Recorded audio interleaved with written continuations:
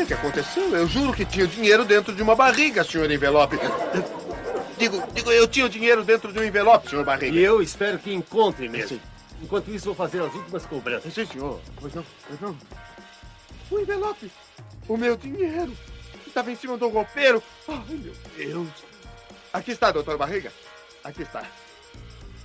10, 20, 30, 40, 50, 60, 70. Tá bom? 70? 80, 90, 100. Por que mudar as regras dos precatórios? No Terraço Cast de número 397. A vinheta inicial são trechos breves de um clássico episódio do Chaves, em que o seu Madruga enfim paga os aluguéis atrasados ao seu Barriga. E foi tão fácil quanto achar um dinheiro perdido em cima de um armário.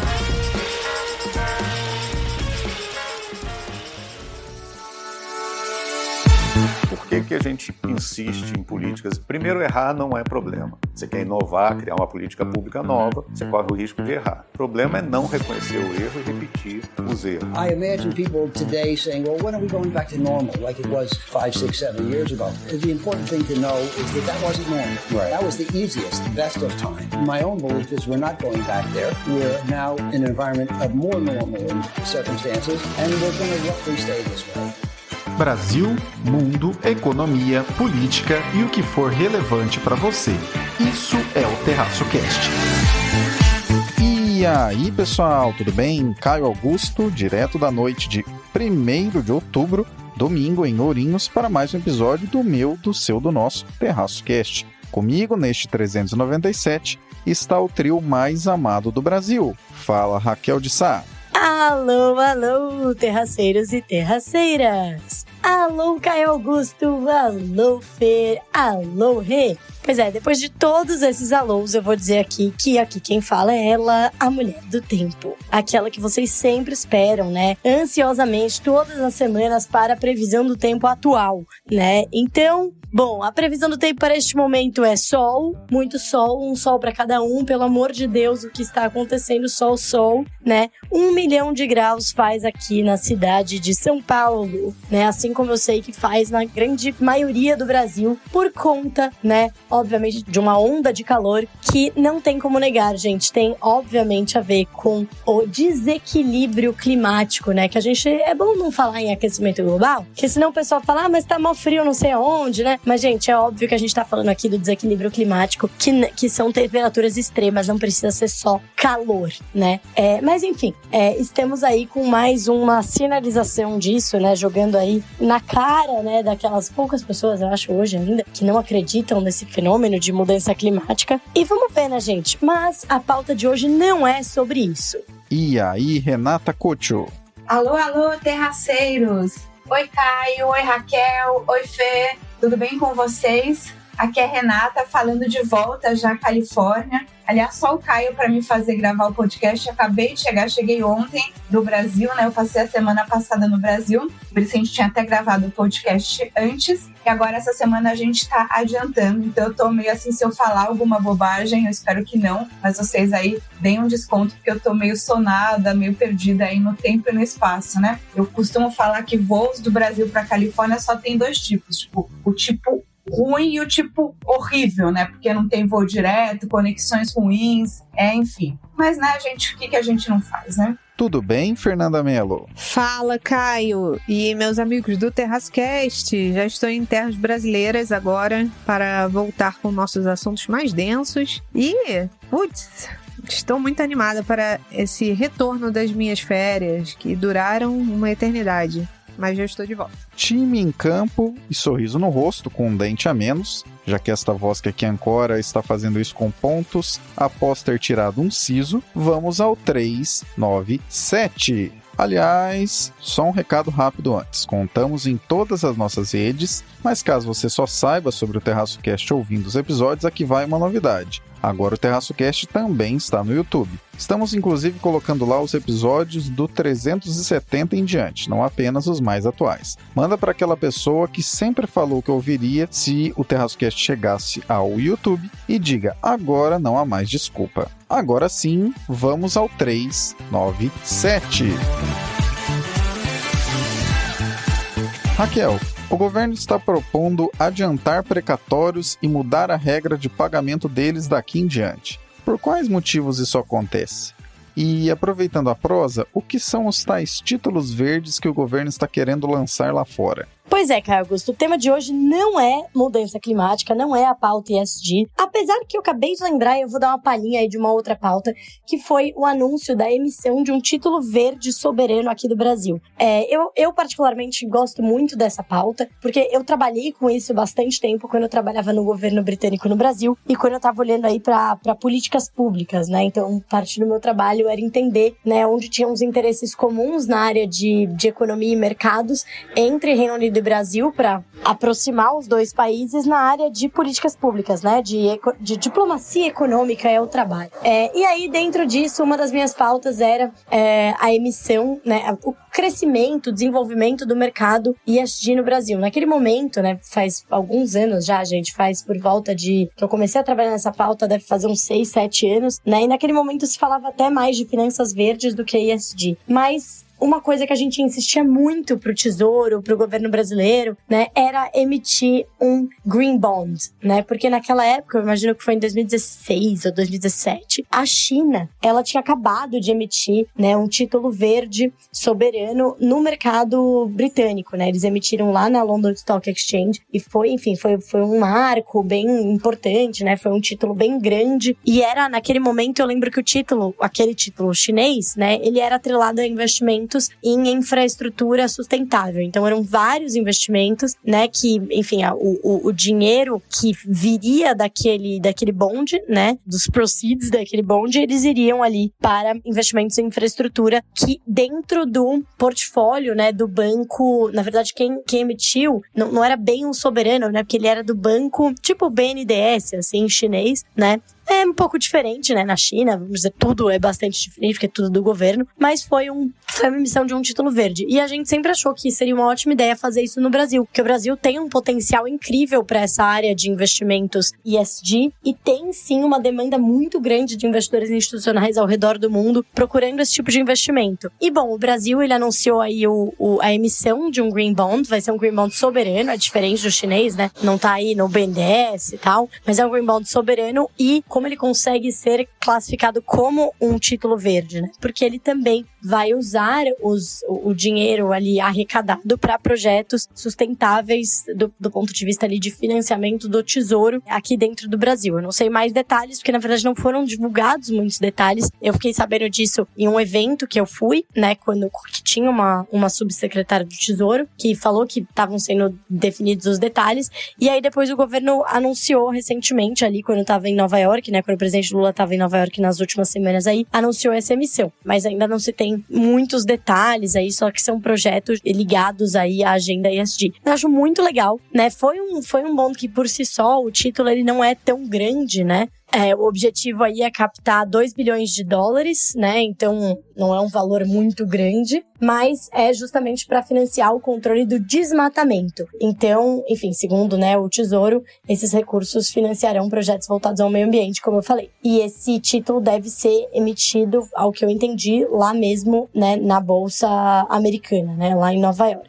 Mas a ideia, por mais que não seja um título, não seja muito dinheiro, né? A gente tá falando de uns 10 bilhões de reais. A ideia é que se abra caminho, né, para empresas. Normalmente, quando o governo brasileiro ele emite um título internacional, né, em dólares e tal, ele tá abrindo caminho, ele tá, assim, balizando o mercado para empresas brasileiras, né? Então, essa é a ideia, que o governo comece, abre esse caminho e aí outras empresas possam seguir ali. Algumas já emitiram e tudo mais, mas para fomentar esse mercado. Então, eu achei uma notícia muito legal, bastante positiva, muito bom que o governo tá olhando para isso, que o Tesouro tá olhando para isso. Então, uma boa notícia aqui, gente. Não tem nada a ver de ampliar o espaço orçamentário, tá? Não tem a ver, não é assim, é mais gasto. Na verdade, é uma priorização dentro da emissão de títulos aí do Tesouro, né? Então, o Tesouro faz uma gestão muito, muito diligente da dívida nesse sentido Então, isso tudo tá dentro das regras fiscais e tudo mais, né? Então, não é que o governo ele vai emitir, ele vai gastar mais do que o limite de despesas. Na verdade, você tem o Congresso, né, e o governo ali definem quanto será gasto e o Tesouro, ele operacionaliza isso. E aí, nessa parte dessa operacionalização da emissão de dívida, foi essa dívida, né, esse título verde. Então, muito legal essa notícia aqui, que eu trouxe esse assunto extra para o Caio, para a surpresinha de todos. E aí, agora, voltando, né, para o assunto que foi originalmente proposto por Caio Augusto, também é um assunto bastante relevante, que tem a ver com o Brasil e o Fiscal. Lembra aquela novela, gente? Pois é, o Brasil e o Fiscal. Para os ouvintes antigos, assíduos aqui do Terrascast, vocês já sabem que a gente fala muito dessa novela, né, do Brasil e do Fiscal, que eu sempre termino dizendo, bom, vamos aguardar as cenas dos próximos capítulos, porque no fim é isso, sempre tem um capítulo novo nessa novela de Fiscal, né, tipo, a gente nunca vira a página, né, e tá sempre, sempre tem aquele spoiler, né, a gente meio que sabe pra que lado que vai. E bom, essa novela do Brasil e do Fiscal, ela tem a ver com os precatórios, né? Lá no final do ano de 2021, para quem lembra, a gente falou bastante disso aqui no Terrascast, foi aprovada uma PEC, uma mudança constitucional, que ficou conhecida como PEC dos precatórios. O que ela estabeleceu? Ela fixou um teto anual, um limite, para o pagamento de precatórios por parte do governo. O que são esses precatórios? Precatórios são valores que o governo ele deve, pode ser para servidores, pode ser para pessoas. Então, por exemplo, o governo passou, né, fez um metrô que passou em cima da sua casa e aí você tem um dinheiro ali para receber, né? Isso é um precatório, é algo que foi discutido na justiça, né? Você acha que você tem que receber mais, por exemplo, né? E ficou ali, o governo tá te devendo esse dinheiro, ele precisa te pagar em algum momento. E isso tem bastante, tem muitos precatórios que são relacionados a pagamentos de salário, né? De servidores ali também. Então, é um dinheiro que o governo deve, ele tem que pagar, mas ele foi se acumulando, né? E ele tem origem aí de questões de litígios, né? Mas esses precatórios, eles foram se acumulando. E chegou lá em 2021, o governo falou, cara, isso aqui é uma bomba, né, um meteoro, e ele vai ocupar todo o nosso orçamento, e se a gente pagar isso, a gente não tem dinheiro para pagar mais nada. Então foi quando foi aprovada a PEC dos precatórios, fixou um teto anual para essas despesas, né, e basicamente, gente, empurrou o problema para frente, né, como a gente falou lá em 2021. Porque se fixou um teto, só que essas despesas não pararam de crescer, elas continuaram crescendo, e é muito difícil você saber exatamente quanto que vai ter, porque são decisões judiciais. É claro, dá para usar inteligência artificial e tal, né, para conseguir calcular uma aproximação, né, porque a inteligência artificial, para ela tentar ver por fazer modelos de jurisprudência para entender qual que é a probabilidade de o governo perder e acabar tendo que pagar, etc. Mas assim, a verdade é que as projeções, né, elas estavam bastante erradas e veio esse meteoro em 2021, né, só que foi estabelecido esse teto, só que a ideia é que, em tese, as despesas não pararam de crescer e elas foram criando uma bola de neve. Qual que é a ideia do governo atual? O que eles querem fazer? Eles querem falar, olha, gente, entraram com um pedido, né, a Advocacia Geral da União, né, a AGU, entrou com um pedido no Supremo, né, no STF, declarando a inconstitucionalidade da mudança, né, da PEC, do que estabeleceu a PEC dos precatórios. Então, eles estão falando assim, olha, lembra que aquela PEC instituiu um limite do pagamento? Então, gente, isso daí é inconstitucional e não deveria existir. Então, o que eles querem, qual que é o objetivo deles, né? O objetivo deles são dois, né? O governo tá entrando com esses são os dois lados dessa ideia. Então, eles querem dizer, olha, a gente vai abrir um pedido de abertura de crédito extraordinário, como é inconstitucional, né, significa que a gente tem que pagar todo o precatório devido esse ano. E esse ano tem aí 95 bilhões de precatórios não pagos. E eles estão falando assim, olha, o que a gente propõe é que abra-se um crédito extraordinário, né, o crédito extraordinário é aquele crédito que ele fica ali fora da regra fiscal, ele é um dinheiro que é aprovado pelo Congresso, mas ele tem que ter ali aquelas três questões, né, ali, relacionadas, então ser imprevisível, ser imprescindível, então é urgência, imprevisibilidade e o outro, eu sempre esqueço do terceiro, mas enfim, tem que ser uma coisa assim, não, ó, eu não sabia que isso ia acontecer, eu preciso pagar, senão vai dar o estrago vai ser maior e é isso, então o Congresso, vocês precisam aprovar isso, né? Vários créditos extraordinários foram usados ali durante a pandemia e tal, né, para ir pagando algo que realmente era totalmente imprevisível e urgente e tudo mais, antes da aprovação da PEC que permitiu maiores gastos, né, da PEC emergencial. Bom, Então, o governo ele quer abrir um crédito extraordinário para dizer que vai pagar esses 95 bilhões. Então, seriam 65 bilhões de precatórios acumulados e não pagos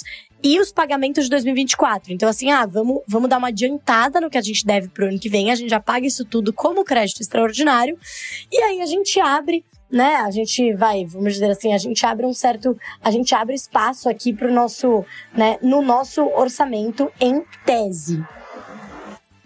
Nesse sentido, né, a proposta ela é até positiva, porque ela vai estar quitando o estoque de precatório, né, os expedidos e não pagos, ou seja, que estão lá, que já é confirmado, mas que não foram pagos. Então, ela diminui a pressão, né, sobre as despesas lá na frente.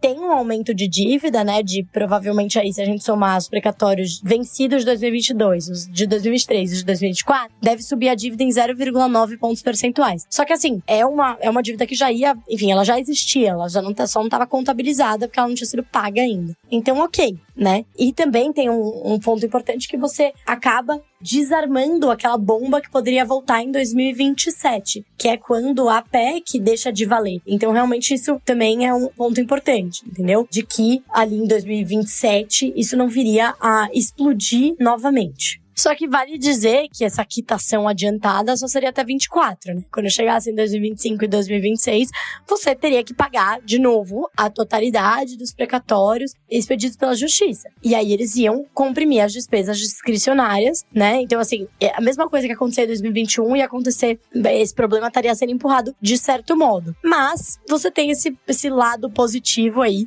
né? Que você estaria tirando uma certa pressão aí no médio prazo. Porém, o grande problema, né, aqui é a segunda ideia do governo, né? A segunda ideia do governo é falar assim, olha, gente, a gente quer alterar a forma como esses pagamentos são computados na contabilidade, como eles são classificados. Então a gente quer falar que o principal, né, o que a gente deve mesmo, ele vai entrar no resultado primário, né, que são as despesas primárias, que é onde, né, quando a gente fala de teto de despesas e tal, sempre despesa primária. Só que o restante, que não é o principal, então juros, mora, etc., ele vai entrar como despesa financeira. Ou seja, ele aumenta a dívida e ele não entra no resultado primário. Então é como se fosse, né, a emissão da dívida pública mesmo. Então, eles querem, no curto prazo, então, abrir o crédito extraordinário para pagar os devidos do ano passado e desse ano e já antecipar o do ano que vem. Aí diminuiria o estoque, né, que poderia atingir 250 bilhões em 2027. Tiraria um pouco de pressão adiante no curto, médio prazo. Porém, tem esse segundo probleminha, né? Você vai estar simplesmente mudando a classificação. E isso você perde transparência, né? Porque é esquisito. Porque do ponto de vista da receita,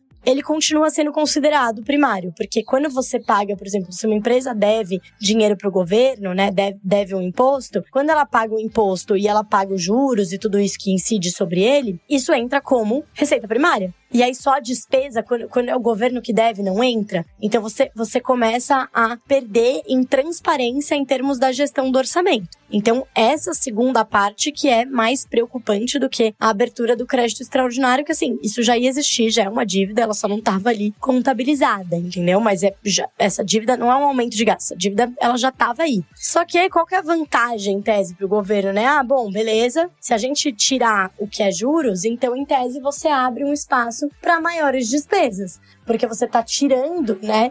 Se a gente estava contabilizando que tudo ia entrar como despesa primária e não vai, a parte que a gente tirar aqui de juros e tal, vai abrir um espacinho no orçamento. Então, pode ser aí um espacinho, por exemplo, tem estimativas aqui que apontam para 20 bilhões, né? Esse espacinho de 20 bilhões aí em 2024. Só que é aquele negócio, gente, não parece ser, enfim, primeiro que reduz a transparência, segundo que também não é algo que parece ser muito sustentável, porque esse valor deve continuar subindo, não é inevitável, né, que essas despesas pressionem os gastos do governo de todo modo, né? Porque você não tem como prever, por conta até de você ter essa nova classificação, né? Você pode até atrapalhar o grau de judicialização, ainda elevar ainda mais, né? Então, a gente deve ter mais precatórios chegando aí em 2025, 2026. Então, principalmente como a gente está vendo aí vários, né, alto grau de judicialização em benefícios previdenciários, principalmente depois da reforma da Previdência. Não é provável, tá? É bastante improvável que a despesa vá crescendo de maneira comportada e sustentada, tá? Então, de fato parece uma medida até positiva no curto prazo,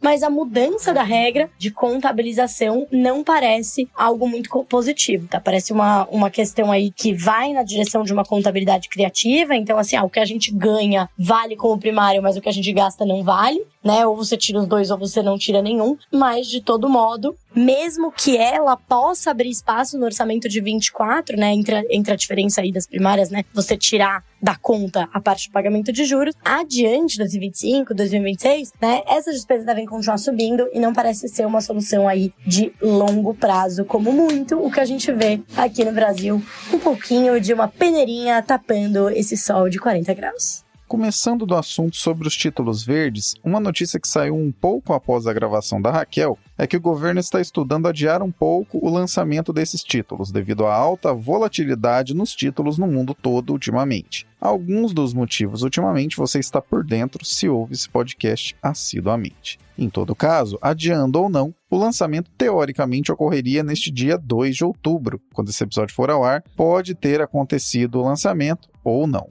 Em todo caso, esses títulos podem servir para o financiamento de projetos que tenham como objetivo financiar pautas ecologicamente corretas, na linha dos projetos ESG. Uma ideia bem interessante conectada com a realidade, mas que ainda não temos tantos detalhes. Aliás, se você que nos ouve tem mais contato com essa área e é especialista no assunto, chama a gente, pode ser que vire um conteúdo legal para o público que nos ouve. E sobre a questão dos precatórios, a ideia do governo é adiantar agora o que tinha ficado, como diz a malemolência carioca, no vamos marcar de ver isso aí, que foi a situação colocada na mesa ao final de 2021, quando se colocou a chamada PEC dos precatórios, chamada também de pedalada dos precatórios, se você preferir. Não entrando no mérito do que estaria dentro desses precatórios, das decisões e tudo mais, fato é que, se caiu nessa conta, significa que terá de ser pago. Não há mais espaço jurídico para ser negociado e nem possibilidade de reversão. Então, no fim do dia, conforme a instituição fiscal independente bem sinalizou à época, sob uma chuva de vaias de quem chamou a medida de bastante liberal ou coisa do tipo, criou-se sim um orçamento paralelo, que é o das despesas que tem nome, tem que pagar e não tem jeito. Na prática, tem-se em mente a ideia de que se isso não for adiantado agora e nem mudado em regra para os próximos passos, isso seria uma verdadeira bomba fiscal de algumas centenas de bilhões de reais e cairia mais adiante quando tal teto dos precatórios caísse. Até porque, pasmem, não era algo para sempre. Esse teto no próprio projeto, que foi aprovado em 2021, já falava que ele iria até 2027. Em 2027 ele deixaria de valer. Essa bomba, caso você tenha pensado que havia sido criada agora, na verdade foi armada justamente em 2021. Vale lembrar que, naquela época, também pontuamos aqui, neste podcast, os riscos de tal ideia e o que poderia acontecer, que é mais ou menos o que está acontecendo agora. Dito tudo isso, a complicação é que o governo atual quer botar na mesa a normalização de pagamentos atrasados e também deixar algo mais racional para mais adiante, o que é positivo, só que a solução não seria total de novo, já que encaminharia esse ponto até os precatórios de 2024. E tal qual toda ideia que parece muito boa, tem um detalhezinho assim pequenininho, mas bastante complicado. Lembra do que te contamos alguns episódios atrás sobre a possibilidade da volta da contabilidade criativa? Inclusive foi exatamente no episódio 389. Volta lá para ouvir se você quiser saber mais detalhes. Então, a ideia de mudar os precatórios e colocá-los no primário sem estarem dentro das novas regras fiscais, ficando fora do novo arcabouço fiscal, vai mais ou menos nessa direção de contabilidade criativa. E isso acontece porque, se a receita de recebimento entrar na conta do primário e a despesa relativa a mais ou menos a mesma coisa ficar fora disso, na prática, é mais ou menos como se colocássemos na praça um superávit fiscal virtualmente maior sempre. E o problema é que isso sequer serviria para abater a dívida ou equalizar algo nessa direção, mas sim para poder encaixar mais gastos do governo. Levando em conta que já existe frustração atual de receitas e que o governo ainda ficou de contar a todos nós como arranjaria 150, 160, 200 bilhões, só Deus sabe onde é que isso vai parar para que o novo arcabouço fiscal pare de pé, colocar mais alquimia nesse caldeirão das contas públicas tende a ser uma emenda que sairá pior do que o soneto. A bomba não foi plantada agora, mas quem quer resolver, aparentemente colocará outra. Mais calma, bem vista por quem acompanha, sorridente, democrática, mas não deixa de ser outra bomba.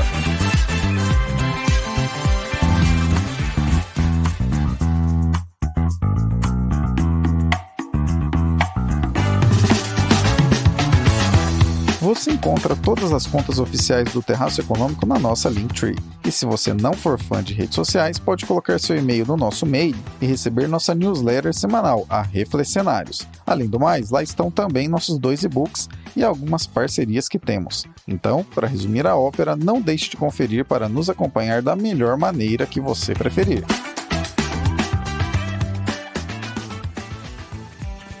Renata, traga para nós o Boletim Internacional, onde ainda existe excesso de dinheiro nos Estados Unidos vindo dos cheques da pandemia. E por qual motivo importa saber sobre isso? Bom, então vamos lá. Hoje a gente tem 2 assuntos para tratar com vocês. Na verdade, o Caio tinha me passado só um, mas eu não resisto de falar de política monetária, simplesmente porque a gente teve aí um dia bastante agitado. A gente está gravando esse podcast na terça-feira, essa semana, então acho que vocês vão ouvir um pouquinho mais para frente, mas a gente teve uma terça-feira bastante agitada dos mercados, então eu vou comentar um pouco sobre isso no final. Mas o que eu queria comentar, o assunto primeiro, é como é que está a poupança do americano, né? Que eu acho que a poupança é uma parte da economia, né?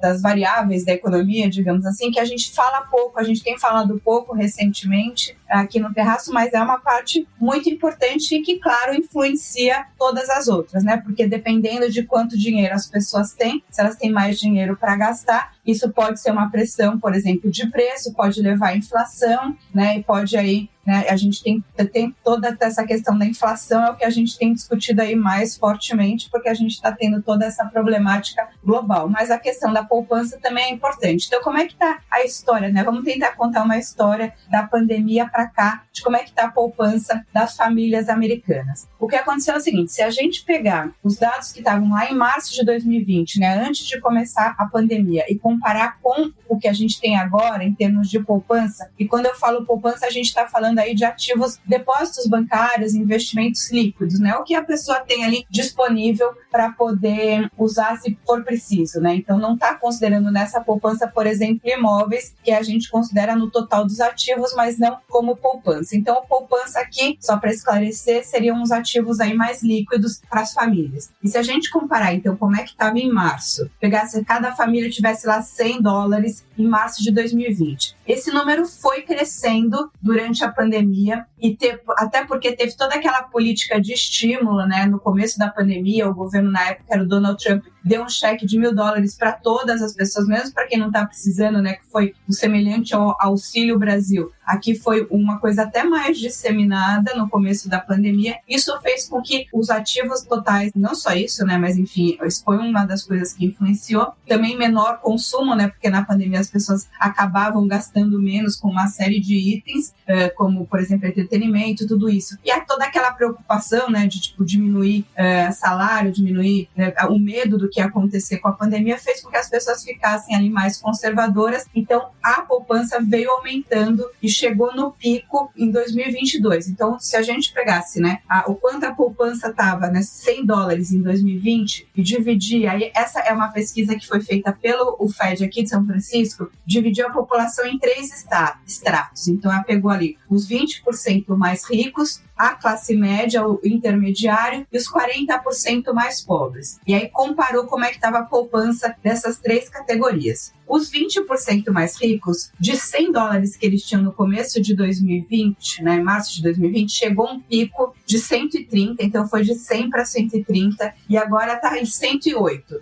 Então veio caindo do meio de 2022 para cá, tem caído, e os mais ricos continuam com mais poupança do que eles tinham em 2020. Mas só eles, infelizmente, só os mais ricos estão com mais poupança do que eles estavam em 2020. A classe média, né, que é essa galera intermediária, de 100, eles chegaram ao pico de 115 e agora eles estariam com cerca de 98. Então, né, $2, digamos assim, a menos do que aqueles 100 que começou antes da pandemia. E os 40% mais pobres estão pior ainda. Então, eles só chegaram, né, de 100, eles só conseguiram chegar a 105, porque, né, perderam mais emprego, tiveram mais problemas durante a pandemia. Então, apesar de que percentualmente o auxílio do governo foi mais importante para os 20% mais pobres, como eles tiveram mais problemas, eles acabaram chegando só a 105 e agora estão em 91. Então, eles perderam um percentual bastante grande. E a expectativa, né, a previsão do FED do FED de São Francisco, que fez essa pesquisa, é que o aglomerado total, a poupança aglomerada total, considerando aí os 20% mais ricos, a classe média e os 40% mais pobres, nesse semestre vai já no total ficar abaixo do que estava no começo de 2020. Isso, né, é uma preocupação, até se a gente pensar em política monetária, porque a gente tem falado aqui várias vezes, né, de como a economia americana está resiliente, como a economia americana não está naquela recessão brava, né, apesar do FED ter aumentado a taxa de juros para níveis aí, né, os maiores das últimas décadas, ainda assim não tem uma recessão, a gente não está em recessão nos Estados Unidos, e essa poupança é uma das coisas que estava segurando, né, essa atividade econômica, mas que vamos pensar, né, essa lenha na fogueira está acabando. E aí isso pode criar aí um problema de recessão mais grave, né? Como a gente está vendo em outras regiões, por exemplo, na Europa. Mas vamos falar um pouco, então era isso que eu queria comentar, né, dessa questão de poupança, né? Uma coisa para a gente ver, porque nos próximos meses, né, vai estar esse agregado vai estar menor do que no começo da pandemia, e isso pode acabar criando uma pressão maior para a recessão. Estava procurando essa palavra pressão, então é pressão maior para a inflação. E o que aconteceu no mercado hoje? O mercado hoje, né, se a gente pegar o Global Equity Index, né, que é como se fosse uma somatória aí de todas as bolsas internacionais, ele caiu cerca de 1% na terça-feira. Por quê? Porque existe aí mais uma nova preocupação de novos aumentos da taxa de juros, né, da política monetária, e a curva de juros, né, os títulos da dívida pública dos Estados Unidos de 10 anos, que são os títulos longos, eles chegaram aí no nível mais alto dos últimos 16 anos. O dólar com isso também subiu, está no valor mais alto, comparando aí com uma somatória de moedas no valor mais alto dos últimos 10 meses. Isso porque que acontece? Quando há uma expectativa de aumento de taxa de juros nos Estados Unidos, o investimento nos Estados Unidos fica mais atraente, né? Maior juros, mais gente quer investir aqui, acaba comprando dólar para investir, e com isso você tem aí um fortalecimento do dólar em relação às outras moedas. O presidente do FED de Minneapolis, né? Porque aqui nos Estados Unidos, né, tem FEDs estaduais, então eu estava falando do FED de São Francisco, o presidente do FED de Minneapolis deu uma entrevista dizendo que ele ainda acredita que o mais provável seria um soft landing, né, que a gente fala, quer dizer, essa política de aumento de juros ser amortecida por uma economia resiliente, você não ter uma recessão muito forte. Ele ainda acredita que esse é o cenário mais provável para os Estados Unidos, mas que ele também vê uma chance de cerca de 40% de que o FED vai fazer novos aumentos na taxa de juros ainda esse ano. Então,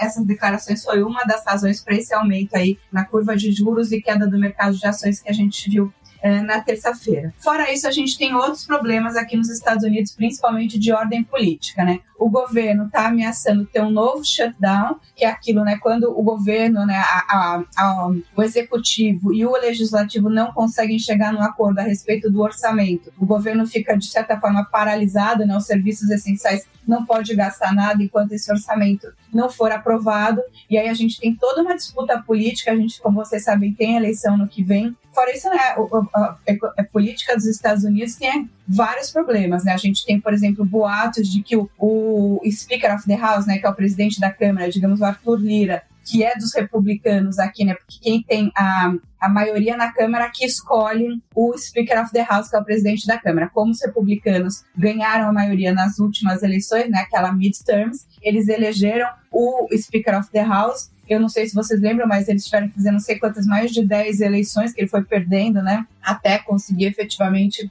ser empossado, mas agora talvez estão querendo tirar esse speaker e colocar outro. O Joe Biden é o primeiro presidente dos Estados Unidos que participou hoje de uma greve, né, um movimento de greve. Tudo isso também tem todo um jogo político, mas, né, isso acaba criando aí uma instabilidade. Fora isso, a gente tem o preço do petróleo, né? O barril de petróleo continua subindo. Hoje, o barril de petróleo subiu 0,79, chegando a 9,39 dólares o barril. E o Brent também subiu 0,72, chegando a 93,96 o barril. Então, mais uma questão aí que preocupa, porque, como a gente falou, né, na outra semana, o preço do barril de petróleo tem sido, né, o preço de energia em geral, mas puxado pelo petróleo, que acaba impactando todos os outros mercados energéticos, tem sido um dos grandes responsáveis pela inflação mais recente. Inclusive, né, a inflação ter saído acima da expectativa, né, o último CPI, veio principalmente aí da energia. Então é mais uma preocupação e mais uma coisa para a gente ficar atento, acompanhar aqui no nosso boletim internacional. Infelizmente, não conseguimos nos encontrar no Rio para uma palhinha especial do Terraço Cast, mas isso ainda ocorrerá em Brasil, hein? De gringo aqui. Acontecerá mais adiante. Quem seguir ouvindo saberá quando ocorrer. Começando sobre a política monetária, aquela que a Rê adora odiar, vocês sabem disso, os juros nos Estados Unidos seguem pressionando, e não os de curto prazo, mas os ao longo da curva. Para que vocês tenham ideia, os títulos americanos estão na primeira baixa de 3 anos em seguida já registrada na história, sendo uma queda atualmente de 15% nesse período. Para vocês terem uma noção, desde 1979, apenas 2 quedas menores foram registradas. O acumulado chegou a ficar em menos 1% e menos 2%, e tudo isso antes de 1983. E sim, já foi pior recentemente, chegou a bater menos 17% essa queda. E quanto às taxas futuras, para 10 e 30 anos os números estão nos maiores patamares desde antes da crise de 2008. Fato é que, no fim das contas, a ideia de tratar sobre a política monetária casa exatamente com o ponto da poupança ainda disponível nos Estados Unidos. Quando os juros estão mais altos, além de desaquecer a economia, já que todo financiamento fica mais caro, e então tais decisões que envolvem financiamentos, casa, carro e tudo mais, são adiadas, também há o enxugar de liquidez da economia em uma medida monumental. Para exemplificar o tamanho dessas duas coisas, vamos a alguns dados. Usando o mercado imobiliário americano como proxy, hoje temos uma taxa longa de financiamentos de 7,8%, o maior nível desde 2000. Eu não estou falando 2007, 2008, 2000 mesmo, 2000. Com o índice de affordability, que é um acompanhamento feito nos Estados Unidos que leva em conta casas disponíveis, o custo de financiamento e a capacidade de que as pessoas comprem mais casas, esse nível de affordability está no nível mais baixo já registrado na história. A mensalidade média de financiamento de uma casa nos Estados Unidos está em $2.900 e o aluguel médio está em $1.900, com o estoque de casas novas disponíveis em menor nível desde 2010. E sobre o enxugar da liquidez, se segura aí na cadeira que os números são impressionantes. Desde o início da subida de juros pelo Fed, 870 bilhões de dólares deixaram os bancos americanos e foram para os títulos da dívida ou para outros ativos reais. Para se ter uma ideia do tamanho disso, na crise de 2008, esse montante sequer chegou a superar 50 bilhões de dólares, 870 bilhões de dólares. E isso acontece porque lá nos Estados Unidos as contas ou não são remuneradas pelos grandes bancos, ou isso é bastante raro, né? Por aqui a gente costuma achar essas opções em contas digitais, né? Uma certa facilidade, aquela conta que te paga 100% do CDI, 100 e tantos por cento do CDI, isso não é tão comum nos Estados Unidos. Mas a dívida, né, que é o risk-free da economia, está pagando mais de 5%, então todo mundo está migrando para ela. Então esse dinheiro que saiu, convenhamos, dificilmente voltará para esses bancos, a não ser que eles queiram pagar o mesmo que o risk-free da dívida atualmente. E lembra de todo aquele caos de atualização de preços a mercado dos títulos que deu, por exemplo, na quebra do Silicon Valley Bank e no caos regional de bancos nos Estados Unidos, que a gente contou nos episódios 362 e 363? Então, mais de 550 bilhões de dólares em perdas não realizadas já foram notadas no sistema bancário americano. E no ápice, isso já chegou a representar 33% de todo o valor de mercado desse sistema por lá, embora hoje tenha reduzido um pouco e esteja na casa dos 25%. Com todos esses números, A grande questão que fica é a seguinte: o que se aproxima em termos de recessão nos Estados Unidos será algo muito complicado e inédito de lidar, porque, pela primeira vez na história, a solução não será pura e simplesmente falar para o Fed abrir as torneiras e irrigar a economia com dinheiro infinito. Até porque, mesmo com uma redução do balanço do Fed de 2022 até agora já beirando 900 bilhões de dólares, ainda existem cerca de 8 trilhões de dólares em ativos a serem colocados de volta no mercado, sendo que o nível pré-crise de 2008 era inferior a 500 bilhões de dólares nesse balanço e pós-crise de 2008 chegou a quase 2,5 trilhões. Inclusive, se você quiser ficar por dentro do que tem no balanço do Fed, recomendamos ouvir o episódio 299 desse podcast, no qual a Fernanda te conta mais sobre isso. Ele foi ao ar em fevereiro de 2022, quando todo esse enxugar de balanço, misturado com o aumento de juros, começou a acontecer. Só mais um último dado. Durante o caos dos bancos regionais, em março desse ano, o Fed colocou na praça um certo fundo de emergência para esses bancos. Você sabia que esse fundo, nesse exato momento, está totalizado em 108 bilhões de dólares e isso é um recorde? Pois é. Tudo isso apesar do ponto a crise nos bancos já acabou. Algo de errado não está certo. O que será utilizado para apagar o fogo do próximo caos econômico que se aproxima em basicamente todos os indicadores nos Estados Unidos? Não sabemos, mas a receita mágica de 2008 e usada até a milésima potência durante a pandemia, caso seja a ideia encontrada, não fará tanto efeito quanto já conseguiu entregar no passado. Basicamente, todos os dados de acompanhamento indicam que virá uma forte recessão nos Estados Unidos em 2024, talvez ainda antes do terceiro trimestre começar. Mas a situação é tão complicada que, pessoalmente, eu já torço para que a previsão lunática do Fed de não vemos recessão nenhuma pelo caminho se concretizar.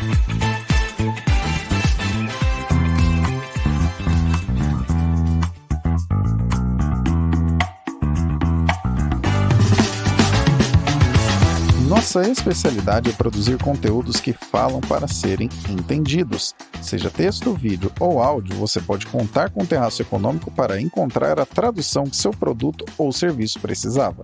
E de quebra, ainda é possível fazer isso tudo ser acessível a centenas de milhares de pessoas que nos acompanham anualmente. Gostou? Procure na nossa Linktree o item Contrate o Terraço e nos chame, porque juntos faremos acontecer.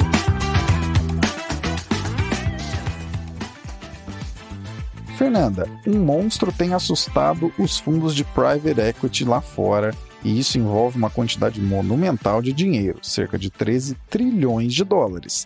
O que está acontecendo? Então, a gente se deparou essa semana com uma notícia quente lá na Bloomberg dizendo que existe uma lenta carnificina nos fundos de private equity, gerando uma onda de zumbis. E aí, bom, título meio pesado, né? Então, vamos buscar entender o que houve aqui. Só para contextualizar, um fundo de private equity é uma modalidade de investimento em que os investidores compram participações em empresas como um fundo de ações, só que uma pequena diferença. Essas empresas ainda não têm o capital aberto na bolsa. Então, num fundo de ações tradicional, o gestor vai usar os recursos do fundo para alocar em ações da bolsa. Nesse caso, nos fundos de private equity, de capital privado, as empresas ainda não estão na bolsa e o gestor vai alocar em oportunidades. Então, nesse início, empresas que não estão na bolsa, elas estão buscando crescer, elas podem se tornar uma grande empresa, mas elas não estão redistribuindo lucros em forma de dividendos. Então, a proposta é outra. O gestor aqui está buscando novas oportunidades de grandes negócios futuros. Então, essas empresas vão usar esses recursos para expandir, para reinvestir no negócio. Então, é de se esperar que o investidor do fundo de private equity não esteja buscando liquidez dessas ações, né? Ele está buscando um bom retorno depois de uma década. Então, por isso, os fundos geralmente trabalham com intenção de aporte. Então, digamos assim, eu, Fernanda, quero investir, sei lá, R$1 milhão. Eu não invisto imediatamente R$1 milhão e isso começa a me gerar retorno. Não é assim. Esse valor fica Olha, entre muitas aspas, tá? É só para ficar mais didático. Esse valor fica apalavrado. E aí, o gestor do fundo, que vai estar ali, né, buscando sempre oportunidades, quando ele encontra uma boa empresa, um bom investimento, ele avisa aos cotistas, olha, o fundo vai investir na empresa X e chama, por exemplo, 10% do quanto eu me comprometi a investir ali. E aí, ao longo dessas escolhas do gestor, ele vai fazendo chamadas de capital aos cotistas. Não é uma parte do patrimônio do cotista, do investidor, né, que ele tenha intenção de liquidez. Definitivamente não. E se isso existe no Brasil há anos, imagina nos Estados Unidos, né? Nos Estados Unidos, eles estão cansados de investir nessa modalidade. Os fundos de pensão também podem investir em fundos de private equity e durante anos eles investiram bastante, foram aumentando as posições. E isso foi importante para diversas empresas que ainda não estavam na bolsa, só que muitos desses fundos de pensão atingiram o limite máximo do quanto que eles podiam destinar para essa classe de ativos. Porque, óbvio, né? Não dá para colocar todo o dinheiro de aposentadoria em ativos ilíquidos, né? Precisa de uma certa segurança.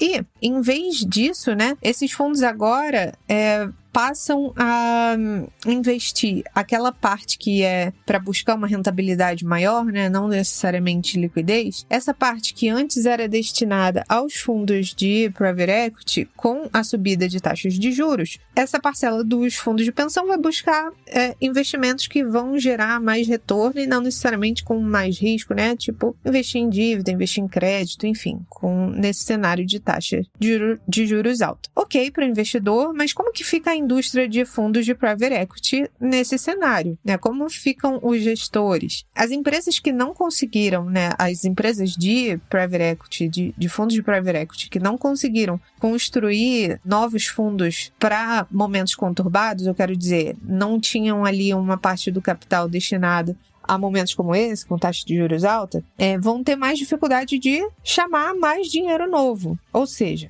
se os gestores de fundos de private equity não lançarem novos fundos muito emblemáticos ou encontrarem outras formas de reforçar suas comissões, eles vão eventualmente perder funcionário, vão deixar a equipe mais reduzida, enfim, vai enxugar essa indústria. E esses fundos, como eu falei para vocês, geralmente eles são criados para não durar mais que uma década, 12 anos, mas agora eles estão durando muito tempo, muito mais tempo do que era a proposta. E o que eles acabam fazendo, né? Acabam criando novos fundos para rolar esse investimento, né? Para transferir esses ativos para fundos de continuação, para continuarem a gerir aqueles recursos ali. Isso cria bastante dor de cabeça para os clientes, porque os clientes precisam decidir meio que sob pressão o que eles vão fazer, se vão resgatar com prejuízo ou se vão aguardar esperando aí que as coisas mudem. Só que esses grandes pênaltis para abandonar o investimento, né, você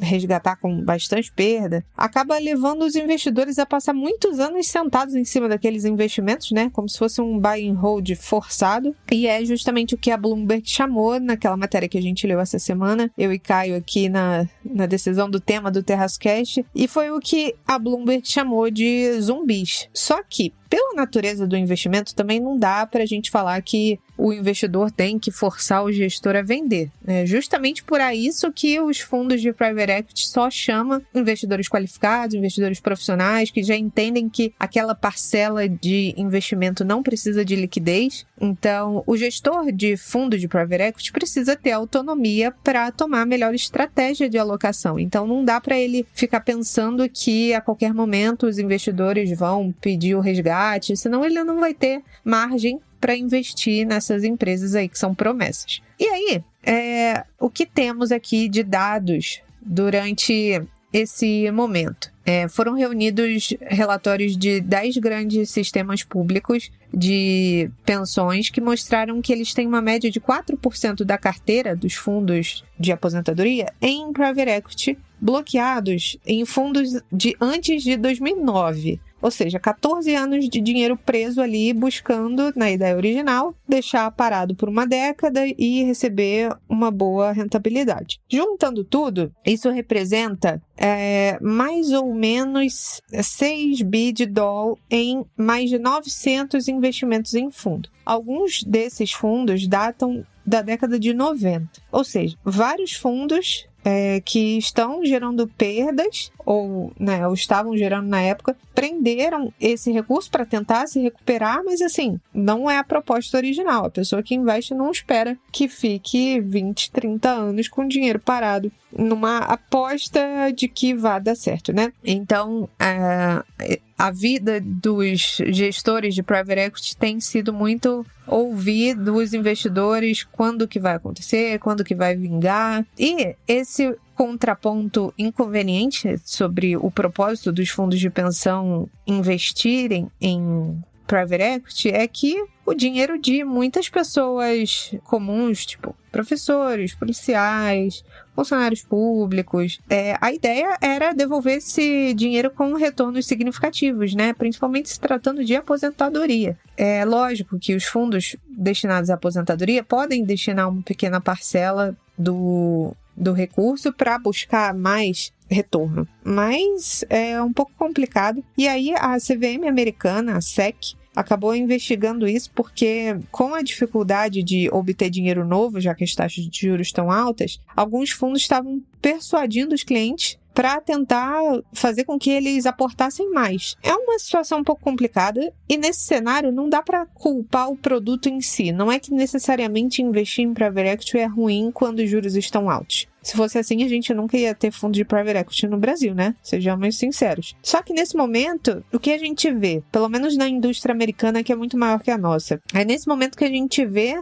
se diferenciarem os homens dos meninos, né? Porque as empresas ou os fundos que se tornaram zumbi se tornaram silenciosamente, né? Não foi do dia para a noite. E eles foram sendo ignorados aos poucos, só que no volume eles fazem diferença. E as grandes empresas é que vão começar a se beneficiar à medida que essas pequenas empresas de private equity são deixadas de lado. Porque a tendência natural dos investidores é olhar o track record, ou seja, uma entrega consistente de bons resultados. Então, nesse momento de taxa de juros altas, a gente deve ver agora um investimento em private equity de gestores renomados, gestores já muito bem consolidados, de grandes empresas. Então, nesse cenário de taxa de juros, é natural que a gente veja uma consolidação aí do setor nos que já são mais sólidos, né? Fundos de private equity são aqueles que procuram boas oportunidades em empresas que não estão na bolsa. Private equity, em uma tradução livre, seriam as ações e cotas de empresas que não têm capital aberto, mas sim capital fechado. Um parênteses interessante, teve um certo grupo de mídia fofoca no Twitter que, quando foi falar sobre a compra daquela rede social pelo Elon Musk, comentou que o Twitter estaria virando, abre aspas, uma empresa privada, fecha aspas.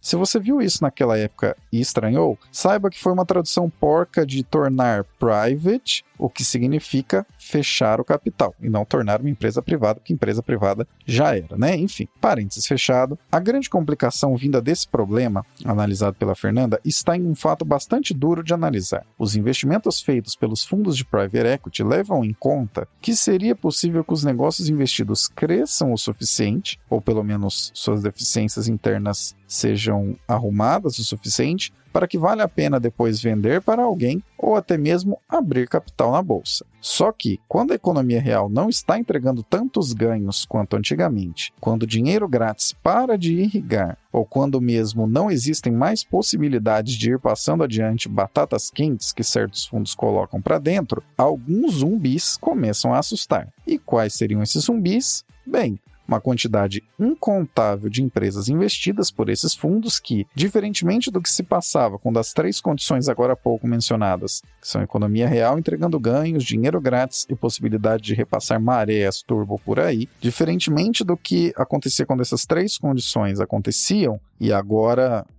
não há solo frutífero para isso, a coisa fica bastante amarga. E sim, esse assunto bate em surreais 13 trilhões de dólares. Não é algo pequeno, desprezível e que possa ser escondido numa planilha de algum fundo, em alguma apresentação de slides muito felizes sobre um futuro glorioso que só acontecerá amanhã, sem detalhamento de quando será esse amanhã. Aqui, para além de todo o efeito de redução de liquidez, para além de todo o efeito de redução de liquidez econômica que temos explorado há um bom tempo e que te trouxemos muitos dados no assunto anterior, temos uma questão ainda mais delicada, que é a dificuldade em termos produtividade econômica atualmente e também no longo prazo. Costumam dizer lá fora que existem Wall Street, que seriam as empresas da bolsa, e Main Street, as empresas fora dali, a economia real, como se fossem duas coisas totalmente diferentes e desconectadas. Mas fato é que, mesmo com uma representatividade muito maior da economia americana nas bolsas do que acontece por aqui, ou seja, lá no Tio Sam, as empresas listadas em bolsa compõem fatia mais relevante da economia total do que as empresas de capital aberto no Brasil representam da economia real de Terra Brasília. Quando a produtividade esperada não tende ao infinito para compensar o dinheiro grátis que acabou e as oportunidades de repassar abacaxis por aí, seja Wall Street ou Main Street, todo mundo vai ficar a ver navios na mesma street. Resta saber se isso servirá para concentrar mercados ainda mais, com grandes empresas comprando essas empresas menores numa voracidade nunca antes vista, ou se todo mundo ficará em maus lençóis junto. Em todo caso, lembre-se desde já, como se trata do maior e mais relevante mercado do planeta, vale ficar de olho em como esses zumbis se movimentarão daqui em diante, porque os impactos mercadológicos em todo o planeta advindos disso virão nos próximos anos.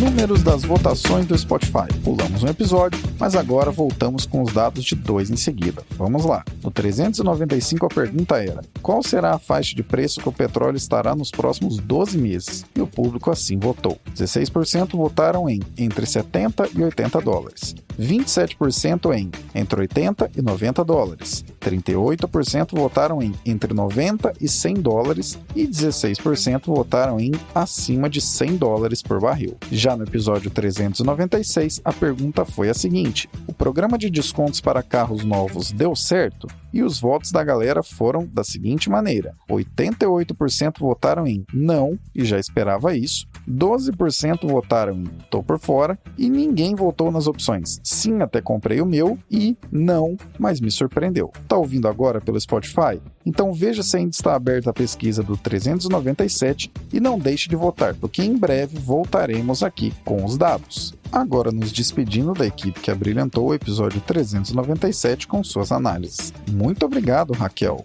É isso, gente. Então como é que eu vou finalizar? Aposto que vocês já sabem. Falem comigo, cantem comigo. Aguardemos as cenas dos próximos capítulos. Muito obrigado, Renata.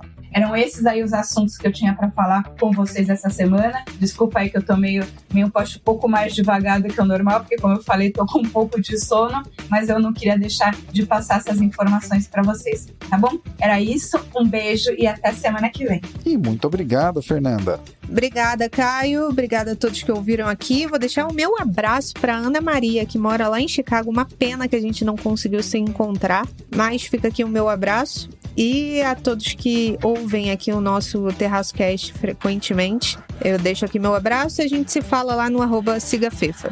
Quem gosta do TerraçoCast traz mais gente para ouvir. Não deixe de enviar esse episódio para quem você acredita que precisaria saber mais sobre o que tratamos aqui. Abraços pelas ondas sonoras. Continuamos a prosa no próximo episódio.